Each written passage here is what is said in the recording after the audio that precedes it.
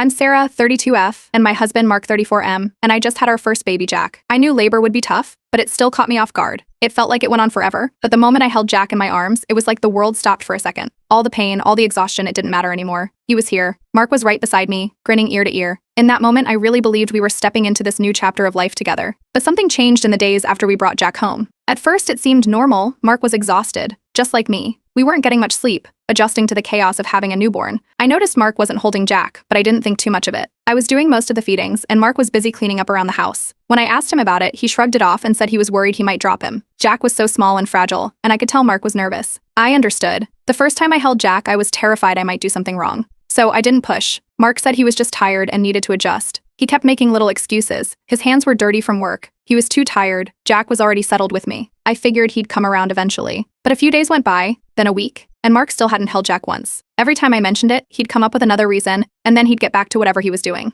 That's when I noticed he was spending a lot of time on his phone or disappearing into the garage to work on something. I started feeling like I was doing everything. Changing diapers, feeding Jack, calming him when he cried, while Mark stayed distant. It wasn't just physical distance either. He barely looked at Jack. When he did, it was like he wasn't really seeing him. It was strange, unsettling. One night, I walked into Jack's room and found Mark standing in the doorway, just staring at the crib. He looked pale, like he'd seen a ghost. I asked if everything was okay, but he snapped at me, something completely out of character for him. He stormed out of the room without another word. That was the first time I really started to worry. I talked to my friend Emily about it. She has kids, and I thought maybe she'd have some advice. She suggested it might be something more serious, like postpartum depression in men. I didn't even know that was a thing. I mean, we always hear about moms struggling after birth, but I'd never thought about dads going through something similar. It made sense, though. Mark wasn't acting like himself, and he seemed anxious and withdrawn, especially around Jack. So I did what anyone in my situation would do. I went online. I spent hours scrolling through forums and reading posts from other moms going through similar things. There were stories about husbands who struggled with postpartum anxiety or depression. Some of them didn't bond with their babies right away, but eventually, with time and help, they came around. I started thinking maybe Mark just needed support. Maybe he was too afraid to admit he was struggling. When I finally brought it up, suggesting we try counseling, Mark got defensive. He told me I was blowing things out of proportion, that he just needed time. He brushed it off like it was nothing, but I knew it wasn't. Every day that passed, the gap between us seemed to grow wider. He wasn't connecting with Jack, and it felt like he was pulling further and further away from me too. It reached a breaking point one night when Jack wouldn't stop crying. I was so exhausted I could barely keep my eyes open, and Mark was nowhere to be found. He was in the garage again, probably scrolling through his phone or tinkering with something to avoid being inside. After hours of trying to soothe Jack alone, I snapped. I marched into the garage and demanded to know what was going on. I needed to understand why he wouldn't hold our baby, why he was leaving everything to me. I was at my wit's end. But Mark just shut down. He wouldn't talk about it. He didn't even seem angry anymore, just blank. I remember standing there waiting for him to say something, anything, but all he did was turn away from me. That's when I started wondering if he regretted having a baby at all. Maybe this wasn't about fear or anxiety, maybe he just didn't want to be a dad. I tried to let it go, to give him space, but I couldn't shake the feeling that something else was going on.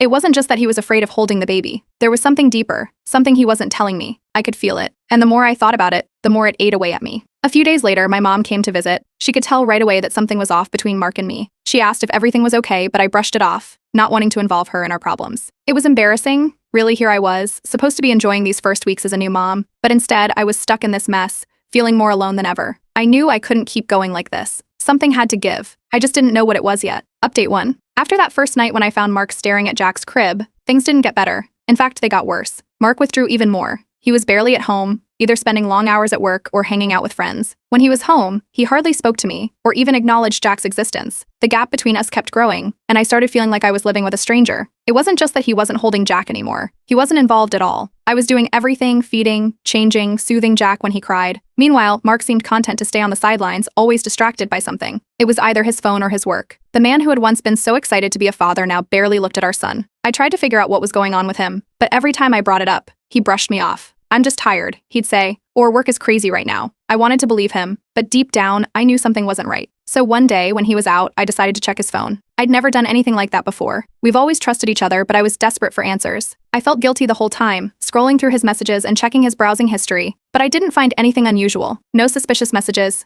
no shady websites, nothing. It was almost a relief, but at the same time, it left me even more confused. If there was nothing going on with someone else, then what was wrong? A few days later, while doing laundry, I made an accidental discovery. I was going through Mark's jacket pockets when I pulled out a small, leather-bound journal. I didn't even know he kept a journal. I stood there for a moment, staring at it, my heart racing. Part of me didn't want to invade his privacy, but another part of me was desperate for answers. I needed to know what was going on in his head. I opened it. The first entry was from just a few weeks before Jack was born. Mark had written about how nervous he was about becoming a father, how he wasn't sure if he was ready for it. That wasn't too surprising. I mean, who doesn't have doubts about becoming a parent? But as I read further, things started to take a darker turn. In later entries, Mark wrote about nightmares he'd been having, nightmares where something terrible happened to Jack. He mentioned waking up in a cold sweat, terrified that he might hurt the baby by accident. One entry in particular stopped me in my tracks. Mark hinted at a childhood memory that had haunted him for years. He didn't go into detail at first, but he said it had something to do with a baby, and it scared him. A lot. That night I couldn't take it anymore. I waited until Jack was asleep, and I confronted Mark about the journal. He was furious at first, yelling about how I'd invaded his privacy. I'd never seen him so angry before. But then, something changed. He stopped shouting, and suddenly he just broke down. He was shaking, trying to hold back tears, and that's when the truth started to come out. When Mark was 10 years old, he'd been playing with his baby cousin. He'd been holding the baby when he accidentally dropped him. The baby had cried, but Mark's family reassured him that everything was fine. Later, though, his cousin had developed complications. The family never directly blamed Mark, but he'd carried that guilt with him his whole life. It had left him traumatized, terrified that he'd hurt another baby. He told me that every time he looked at Jack, he couldn't shake the fear that he might accidentally harm him, just like what happened with his cousin. He didn't trust himself around Jack. That's why he'd been avoiding holding him, why he'd been staying away. It wasn't that he didn't love Jack, it was that he was terrified of hurting him. Hearing that hit me like a ton of bricks. On one hand, I was relieved. It wasn't that Mark didn't want to be a father. He did. But on the other hand, I was heartbroken for him. He had been suffering in silence for weeks, and I had no idea. I couldn't imagine how hard that must have been for him, carrying that burden alone. I knew we couldn't keep going like this. Mark needed help, real help. I suggested he see a therapist, and after some hesitation, he agreed. He didn't like the idea at first, but I think he realized that he couldn't keep living in fear like this. I hoped therapy would help him work through his trauma, and that, eventually, he'd be able to bond with Jack the way I knew he wanted to. His first therapy session seemed to go well. He came home a little quieter than usual, but there was a sense of relief in him, like he'd finally started to unpack some of the things he'd been holding inside. But even though he was going to therapy, Mark still wasn't interacting with Jack much. He'd sit in the same room, watch me feed or play with Jack, but he never really joined in. It was progress, but it was slow. Too slow. Meanwhile, I was feeling lonelier than ever. Even though Mark was finally getting help, I was still the one doing everything for Jack. The sleepless nights, the endless diaper changes, it was all on me. I tried to be patient, reminding myself that healing takes time. My friend Emily told me the same thing, encouraging me to hang in there. But it was hard.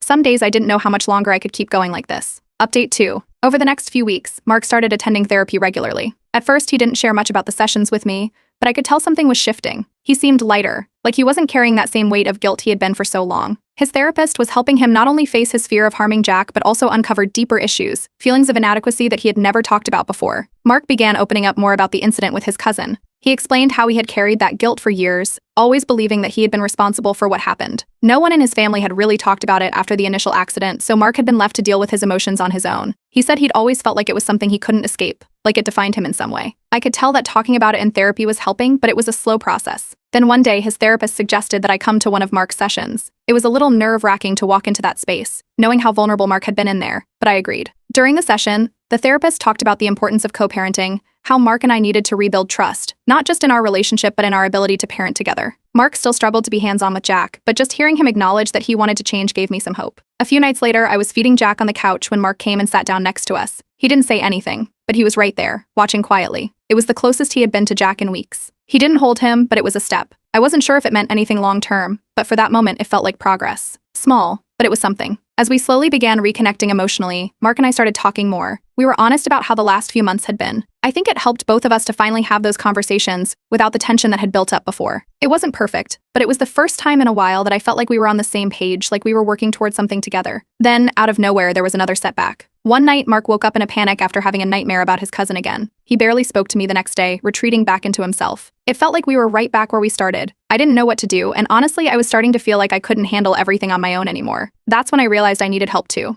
I decided to start seeing a counselor for myself. I was exhausted from carrying the emotional and physical load of caring for Jack and dealing with Mark's struggles. My own feelings of loneliness and resentment had been building up, and I knew I needed a space to work through that. Around this time, Mark's mother came to visit. She hadn't seen us since Jack was born, and it didn't take long for her to notice the tension in the house. She didn't say much during her visit, but when I explained what had been happening, she looked shocked. She didn't press Mark on it, but I could tell she was concerned. A few days later, Mark's mother called me. She had something she needed to tell me but didn't want to share it in front of Mark just yet. That's when she dropped a bombshell. She told me that there was more to the story about Mark's cousin than Mark knew. The cousin had a pre-existing medical condition that no one had mentioned to Mark. While the fall had been traumatic, it wasn't what caused the long-term complications. Mark had been blaming himself all these years for something that wasn't his fault. I wasn't sure how to tell Mark. I knew he deserved to know the truth, but I also worried that it might overwhelm him, especially now that he was just starting to make progress in therapy. After thinking it over for a few days, I decided to tell him. When I finally shared what his mom had told me, Mark didn't say anything at first. He just sat there, staring off into space. I could see him processing everything, trying to make sense of it. After a long pause, he started crying. He said he felt relieved, but also confused. He had spent so much of his life believing he was responsible for what happened. Now that he knew the truth, it was like his whole perspective had shifted, but it didn't erase the years of guilt he had carried. In his next therapy session, Mark brought up what his mom had told us. His therapist helped him begin to process this new information, but it was clear that while it was a relief to know the truth, Mark still had a long way to go in working through his feelings of inadequacy as a father. It was a breakthrough, but not a solution. Then, one evening, something incredible happened. Mark finally worked up the courage to hold Jack for the first time. I was feeding Jack when Mark quietly came over and asked if he could hold him. I handed Jack over, and I could see the nervousness on Mark's face. His hands were shaking a little, but the moment he held Jack, something shifted. There was so much emotion in his eyes, fear, love, relief. It was all there. It wasn't perfect, but it was a start. That moment felt like a glimmer of hope. It was small, but it was significant. For the first time in a long time, I believed that we might actually be able to heal as a family, that Mark would be able to bond with Jack in time. We weren't out of the woods yet, but for the first time in months, I felt like we were moving in the right direction. Update 3. After the breakthrough when Mark finally held Jack, I thought we were on the right track. It wasn't perfect, but it felt like progress. For a brief moment, I allowed myself to believe that things might start getting better. But not long after, I noticed Mark slipping back into his old patterns. It wasn't obvious at first, just little things, like how he stopped sitting with me when I fed Jack, or how he seemed distracted again. His old fears crept back in, and just like before, he started pulling away. At first, I thought maybe it was just a bad day or two, but then it became clear that something else was going on. Mark started talking about how stressed he was at work. He'd recently taken on more responsibilities, and the pressure was getting to him. He said he felt like he was drowning, trying to balance work and fatherhood. The anxiety that had lessened for a bit now seemed worse than ever. He wasn't just afraid of hurting Jack anymore. Now he was also terrified that he couldn't provide for us or be the father he was supposed to be. The tension between us became harder to ignore. We started arguing more, about everything. It wasn't just about Jack anymore. It was about the house, the bills, the little things that didn't even matter. I could tell we were both under immense stress, but instead of leaning on each other, we were clashing. Every argument seemed to spiral out of control. It felt like the unresolved emotional strain that Mark had been carrying for months was now spilling over into our marriage. Then one night, Mark told me he was canceling his therapy sessions. He said they weren't helping him anymore, that talking about his fears wasn't fixing anything. I was stunned. Therapy had been the only thing holding us together, the only thing that seemed to be giving him some relief, and now he was ready to walk away from it. That was the moment I realized just how serious things had gotten. Without therapy, I didn't know how we were going to keep moving forward. Meanwhile, I was starting to feel more isolated than ever. My friends noticed that I wasn't around as much. Emily asked why I hadn't come to any of the recent meetups, and I had to admit that I was too overwhelmed with everything happening at home. I felt like I didn't have the energy to maintain my friendships anymore. All I could think about was Mark, Jack, and how I was going to keep everything together. Mark started making excuses again for not holding Jack, but this time it wasn't about fear. Now it was work. He was too tired, too drained, or too busy, and I was left to handle it all, just like before. I had been patient for as long as I could, but that patience was running out. One night, after hours of trying to calm a crying Jack, I snapped. I couldn't hold it in anymore. I told Mark that he was abandoning us, that he was leaving me to do all the work while he checked out emotionally. I was exhausted,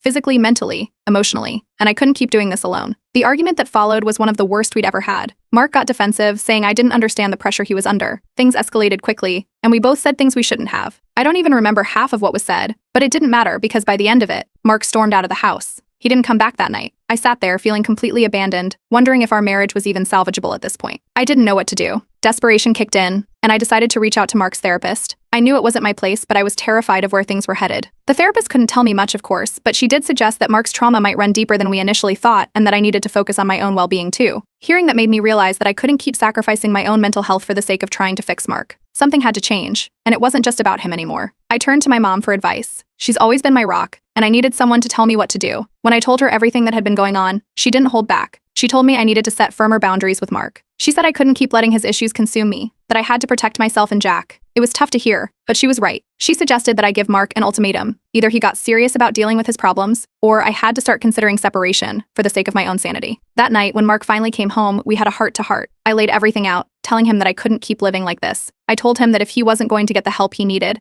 I would have to make some hard decisions for myself and for Jack. It wasn't an easy conversation, and at first Mark resisted. He insisted that therapy wasn't the answer, and that he just needed more time to figure things out. But I stood firm. I couldn't wait around anymore, hoping things would magically get better. After hours of back and forth, Mark broke down in tears. He admitted that he felt like he was failing as a father, as a husband. He said he didn't know how to fix things, but he knew he couldn't keep going the way he had been. It was heartbreaking to see him so vulnerable, but at the same time, it was a relief. At least he was finally opening up again. Still, I wasn't sure if this was just another temporary breakthrough, or if it would lead to real, lasting change. All I could do was wait and see what happened next. Update 4. A few days after I gave Mark the ultimatum, he reluctantly agreed to return to therapy. But this time, he insisted on going alone. He told me he needed to face his issues without me there, that he had to figure things out on his own. I didn't argue, though deep down I was worried. I wasn't sure if this was a step forward, or if it was his way of shutting me out again. With Mark back in therapy and increasingly focused on his job, I found myself basically parenting Jack alone. He was still helping here and there, but the day-to-day care was on me. I'd hoped things would improve quickly, but they didn't. Mark's workload seemed to increase overnight. He was traveling more, staying late at the office, and when he was home, he was so drained that he barely had the energy to engage. I'd watch him collapse on the couch after a long day, and I couldn't help but wonder if this was our new normal, me handling everything while Mark drifted further away. About a month after he returned to therapy, I noticed some small changes. Mark spent more time at home on the weekends,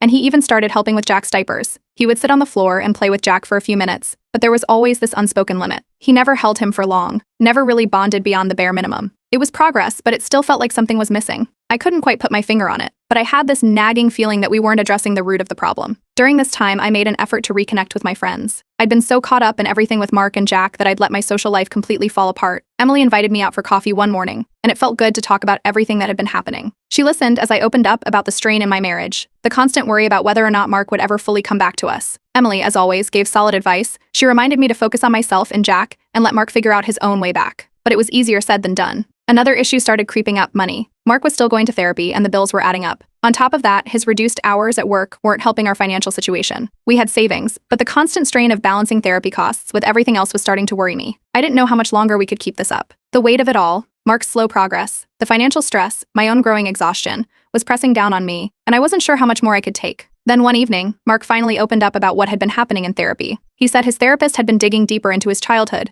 helping him confront long-buried feelings of guilt and shame. It was the first time in weeks that he'd shared any real details with me, and for a brief moment, I felt hopeful. Maybe he was finally getting to the core of his issues. But even with his openness, I couldn't shake the feeling that something was still being left unsaid. I kept wondering if his trauma around the baby incident was really the only issue, or if there was more he wasn't ready to talk about. Our communication started breaking down again. Mark would go silent for days after his therapy sessions, withdrawing into himself like he had before. I tried to be patient, but the more he pulled away, the more isolated I felt. We'd have brief moments of connection, but they were always fleeting, and before I knew it, he'd retreat again. I was starting to feel like I was living with a stranger. One night, feeling completely lost, I reached out to Mark's therapist. I knew I wasn't supposed to, but I couldn't take it anymore. The therapist didn't tell me much, citing confidentiality, but she did suggest that Mark's progress would be slow and that I needed to prepare myself for a long journey. It wasn't exactly comforting, but at least it gave me some idea of what to expect. Still, I wasn't sure how long I could wait for things to get better. Then, as if we weren't already dealing with enough, there was another setback. During a family dinner, Mark completely shut down. He barely touched his food and sat there in silence. When I asked if something was wrong, he mumbled something about not being ready to be a father and then locked himself in his office for the rest of the night. It felt like we were right back at square one.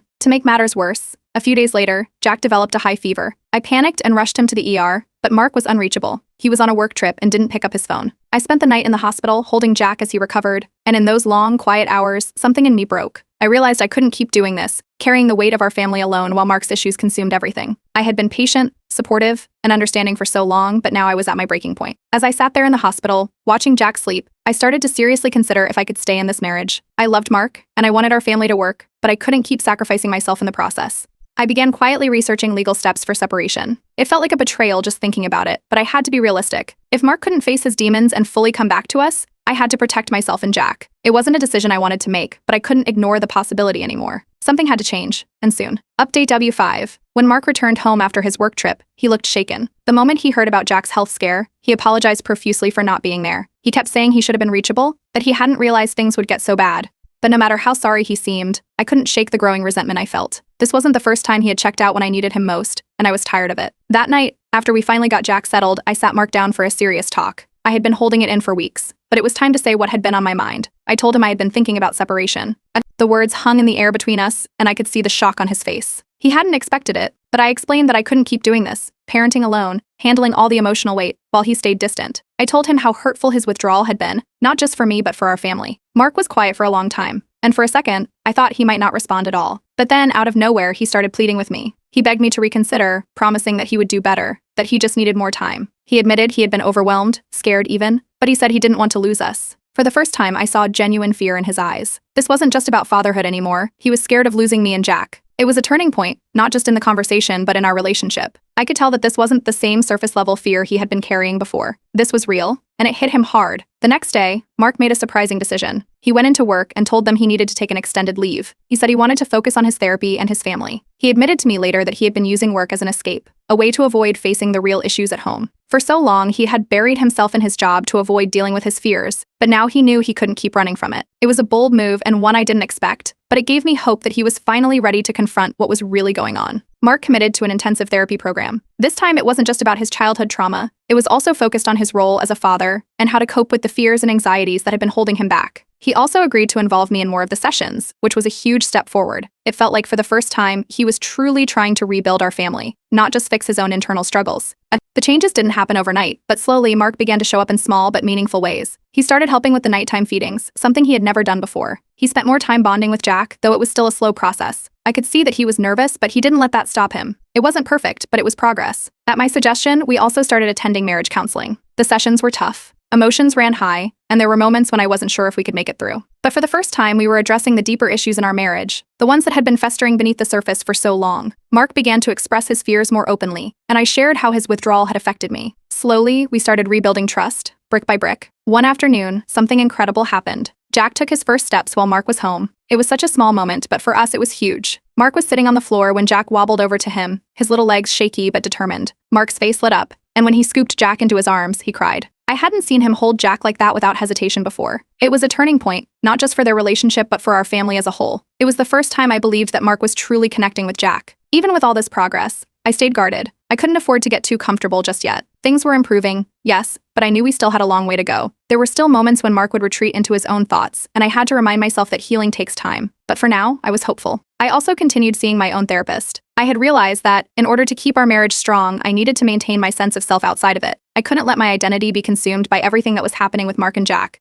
Focusing on my own well-being helped me find balance and kept me from getting lost in the emotional ups and downs of our family's journey. One major challenge we faced was the financial strain of Mark being on leave. The therapy bills were piling up, and with Mark working less, we were starting to feel the pressure. Our savings helped cushion the blow, but I worried about how long we could sustain this. We made some adjustments, cut back where we could, and tried to be mindful of our spending. It wasn't easy, but we managed. Still, the financial stress was always in the back of my mind, and I knew it was something we'd have to deal with sooner rather than later. For now, though, we were focused on healing. Mark was making an effort, and while it wasn't always smooth sailing, we were moving in the right direction. It wasn't just about surviving anymore, it was about figuring out how to live again as a family. And for the first time in a long time, I felt like that was actually possible.